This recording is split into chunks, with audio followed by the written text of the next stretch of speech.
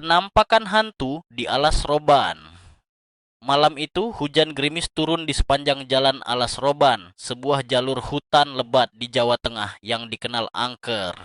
Cahaya bulan samar-samar menembus rimbunnya pepohonan, menciptakan bayangan aneh di aspal yang basah. Budi, seorang sopir truk yang sudah bertahun-tahun melintasi jalur ini, mengemudi dengan waspada.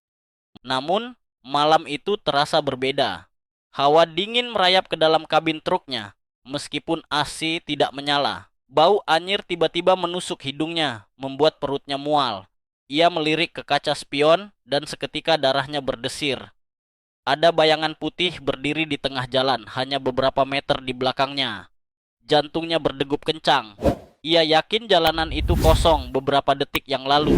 Tanpa berpikir panjang, Budi menambah kecepatan. Matanya fokus ke depan, berusaha untuk tidak melihat ke belakang. Namun, sesuatu yang lebih mengerikan terjadi.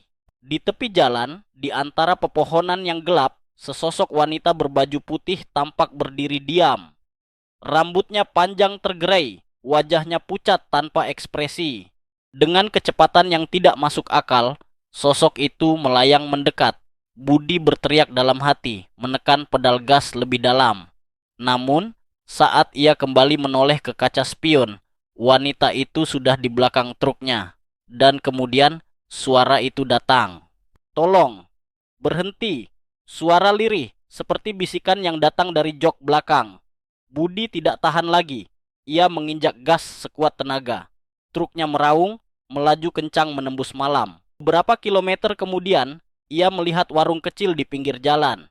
Tanpa pikir panjang, ia menepikan truknya dan melompat keluar. Napasnya memburu. Pemilik warung, seorang pria tua, menatapnya dengan tatapan penuh arti. "Kamu melihatnya, ya?" tanya pria itu dengan nada datar. Budi hanya mengangguk, masih gemetar.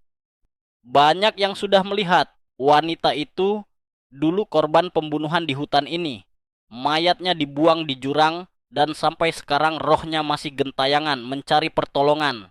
Budi menelan ludah, tangannya masih dingin, jantungnya berdegup tak karuan.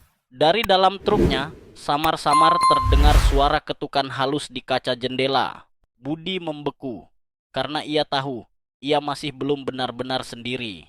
Budi berusaha melihat pemilik warung tersebut, ternyata bapak tua itu sudah tidak tampak sama sekali. Tubuh Budi semakin lemas, pandangannya gelap. Tiba-tiba ia tidak sadarkan diri. Keesokan harinya, penduduk setempat ramai menolong seorang supir truk yang tergeletak di samping truknya.